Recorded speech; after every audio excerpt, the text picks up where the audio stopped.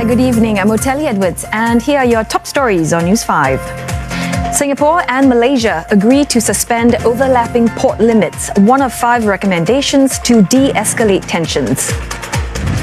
A work group appointed to review 2 issues, policy on patients' consent and SMC's disciplinary process after recent controversial tribunal rulings. And employment growth hits a new high in recent years, while retrenchments are at a 7-year low, but expect the job market to tighten.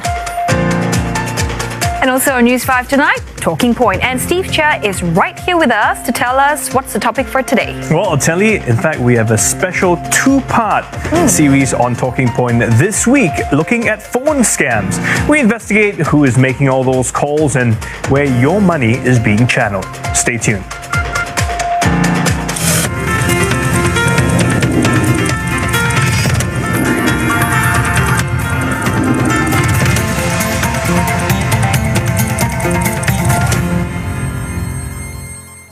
Singapore and Malaysia have agreed to mutually suspend overlapping port claims in the waters off Tuas as part of measures to ease tensions in a maritime dispute.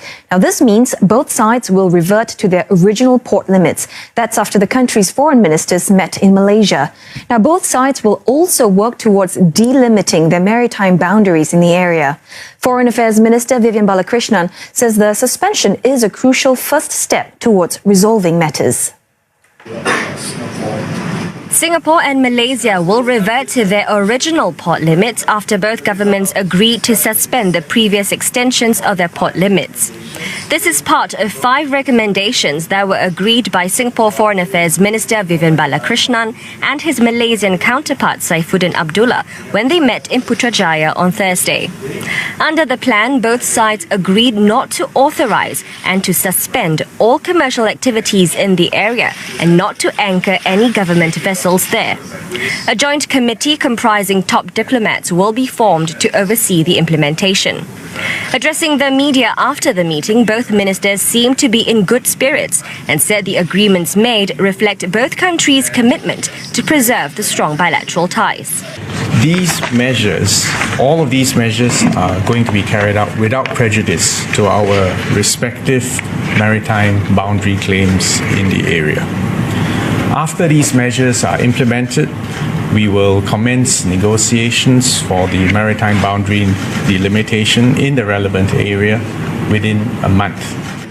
Echoing Dr. Balakrishnan's sentiments, Mr. Saifuddin said Malaysia is looking forward to the successful implementation of the recommendations.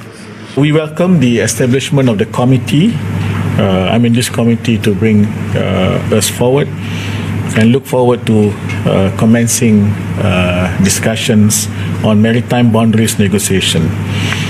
I think I can speak for Vivian too that when I say we look forward to the successful implementation of the working group recommendation, I think this is one step forward in trying to,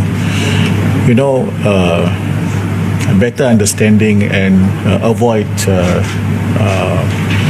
as much as possible future disputes, if you like. Both ministers also discussed the 1962 water agreement, which has once again become an issue of contention in recent weeks. Dr. Balakrishnan said that Singapore and Malaysia have clearly stated their differing views on the right to review water prices. Singapore maintains its consistent and long-held position that Malaysia has lost the right to review the price of water. The Attorneys General of both sides were supposed to discuss this issue in December last year. It was, however, overshadowed by disputes on the port limits and on airspace. We will now anticipate that sometime in the near future, the 2 Attorney Generals will get together and again give them an opportunity to discuss so that there's a better appreciation for our respective positions. But I want to stress that there is no agreement at this point in time. There's only agreement to sit down, to explain, discuss, and to appreciate each other's respective positions.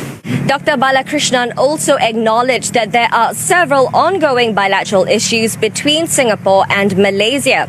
But he said the approach is to resolve them one by one in a deliberate and careful way. Afifa Arifin, Channel News Asia, Putrajaya.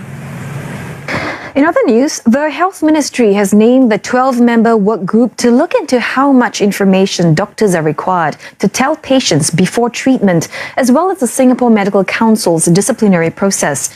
The ministry says the work group will help to ensure that patients, the public and medical professionals continue to have full confidence and trust in the Singapore Medical Council and its processes.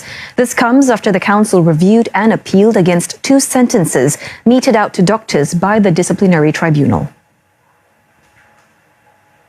The 12-member work group comprises doctors from private and public practice, as well as people with background in legal work. It also includes 3 professional bodies which represent almost all doctors in Singapore. The group will make recommendations on issues that doctors have been debating. Informed consent is about explaining to the patient the type of treatment they're getting or the type of procedure that they're going to undergo, explaining to them the pros and cons. This work group's task is to determine how much we need to tell the patient, how much the patient should know. Co-chairperson Kwa Bunting says one key focus is finding the right balance when it comes to informed consent so that it's meaningful to both patients and doctors. Associate Professor Ng Wai Ho, also co-chairperson, says the review aims to provide guidance that will advocate for patient interests and promote patient care, as well as be fair and reasonable to doctors and benefit society as a whole. The work